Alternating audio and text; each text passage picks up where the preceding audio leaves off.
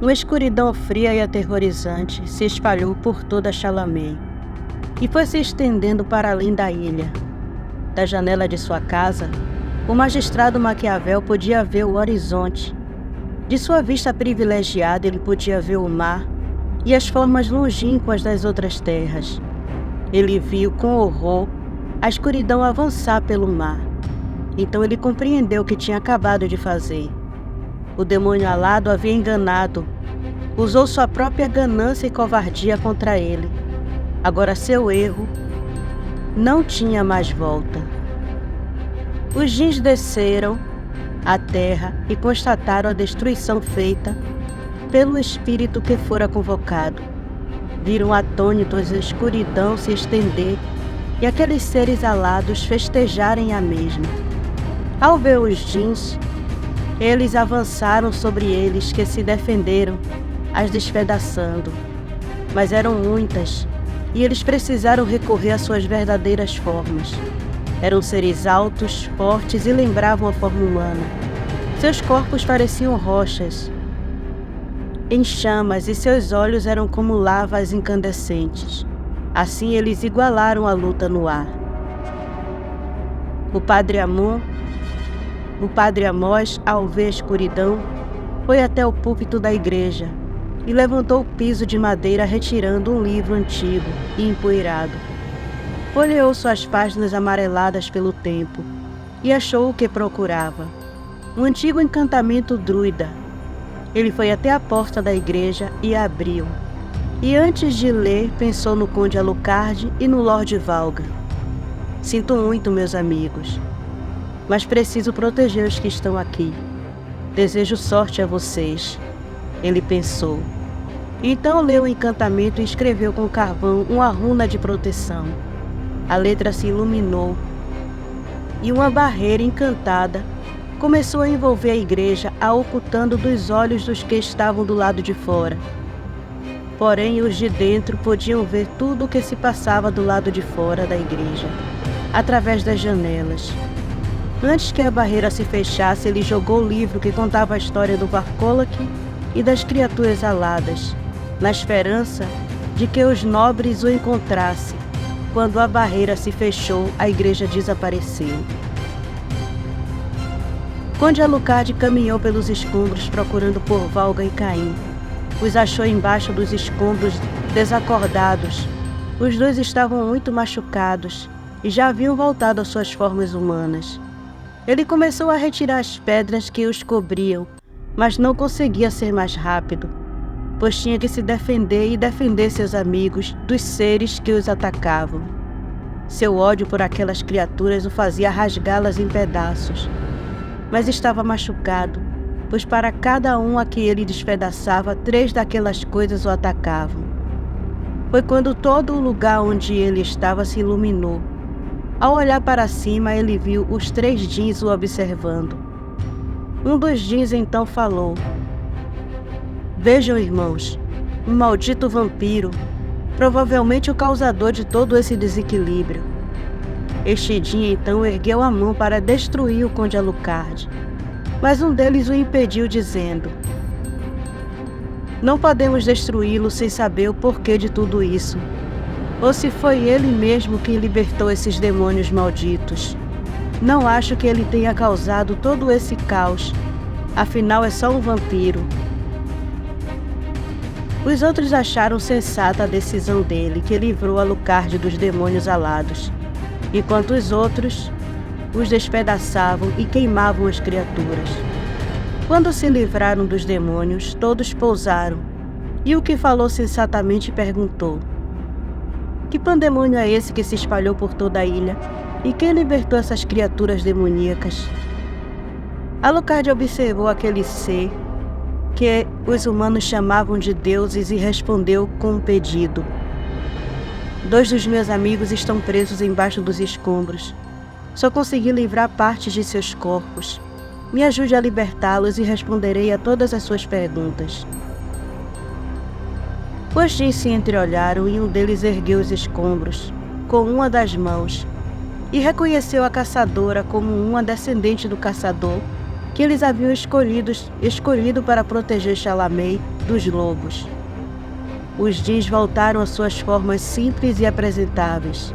Eram criaturas com aparências humanas, porém tinham as peles de cores diferentes. Um era azul, o outro amarelo, e o que agia com cautela e sensatez tinha a pele vermelha. Eles retiraram Valga e Caim do buraco que se formou com a queda dos dois. E o Djinn vermelho disse: percebo que não são humanos normais. Virão conosco, e até entendermos o que está acontecendo, ficarão em nossa fortaleza nas alturas. O Djinn vermelho abriu um portal de chamas, e os dois, o amarelo e o azul, atravessaram carregando Valga e Caim. Foram seguidos por Alucard e o Djinn que abriu o portal. Depois que todos atravessaram, ele fechou, deixando Chalamet em completa escuridão, entregue ao domínio das criaturas infernais. Os Djinns haviam construído um mundo acima das nuvens. Seu acesso era feito através de portais mágicos. Do contrário, nem podia ser visto. Alucard ficou impressionado com tudo aquilo. Era como se ele estivesse no Oriente Médio, no deserto. Havia um oásis tão grande que para chegar à outra margem era necessário um barco. Uma brisa agradável movia as águas, fazendo ondas na beira como se fosse o mar. Havia árvores frutíferas, palmeiras formando uma pequena floresta, e uma cachoeira brotava de uma rocha, formando um rio, e seu curso seguia até as águas do oásis. Um palácio grande e branco, parecido com o dos sultões da Arábia, se erguia próximo ao oásis, e era cercado por um exuberante jardim, com flores de todas as cores, espécie e tamanhos. Alucard estava tão deslumbrado que não percebeu que estava no sol. Pássaros e borboletas de várias cores e tamanhos e pequenos animais circulavam por aquele jardim e a pequena floresta. Ao estender a mão para tocar em uma das flores, o conde percebeu o sol e se desesperou. Mas o Djinn vermelho que o observava tocou em seu ombro e disse: não precisa temer. Aqui nessa dimensão, o sol não tem efeito sobre você. A função dele é apenas ajudar as plantas e os animais que precisam dele. Alucard deu mais uma olhada em volta e perguntou: como tudo isso é possível? É um outro mundo? O que é essa dimensão? O Djinn o convidou para caminhar e respondeu: nós, os Djinns, somos um pouco menores que os anjos, porém somos poderosos. Por isso os humanos abaixo de nós, os da cidade, nos consideram deuses. Por causa da rebeldia de um dos nossos irmãos, fomos caçados e nossa destruição ordenada. Então eu e meus 2 irmãos decidimos sair de nosso país de origem, ficar longe de tudo e dos anjos que nos caçavam. Encontramos essa ilha e a mantivemos separada de tudo. Assim não haveria por que nos perseguirem, caso nos encontrassem. Nosso poder nos dá a possibilidade de criar pequenos mundos em uma realidade paralela de vocês, como esse em que você está. Ao contrário dos nossos irmãos, preferimos viver longe da guerra e em paz com a criação de Alá. Quando os humanos encontraram essa ilha, nós permitimos que eles ficassem. Quando nos viram e presenciaram nosso poder, eles nos reverenciaram e resolvemos deixar as coisas assim. Seria uma forma de mantê-los na linha. Nunca interferimos no livre-arbítrio deles, mas se passassem dos nossos limites, aí interferimos, como aconteceu com Toffee e seu bando. Alucard ouvia tudo e ponderava nas palavras do Djinn, e então perguntou: vocês são tão poderosos assim? Por que não acabam com aquelas criaturas? O Djinn o encarou por um segundo e respondeu: não sabemos o que é aquilo, mas são tão antigos quanto nós. Vocês não perceberam, mas aquelas coisas se regeneram, se suas partes não forem queimadas. Nós os trouxemos aqui para que nos explicasse como aquelas coisas escaparam.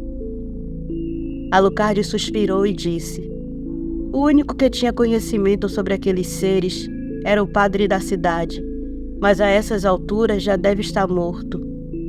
O Jim parou na frente dele e perguntou: "Se refere ao druida?"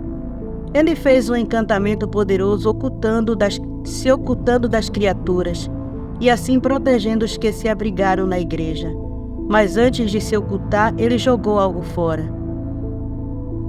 O Jim abriu sua mão na frente de Alucard. Então um livro, o mesmo que o padre estava lendo, começou a se materializar sobre a mão do Jim. Alucard pegou o livro e deu um sorriso e disse: "Bem, talvez nossas respostas estejam aqui. Assim espero. Não tivemos tempo de nos apresentar. Eu me chamo Zaya. Meu irmão, o Jim Amarelo, se chama Ráfia. E o azul é Leaf. Eu me chamo Conde Vladimir Alucard. Meu amigo lobo, o Lord Valgan Wolf. E a jovem híbrida você já deve conhecer. É uma Veneto."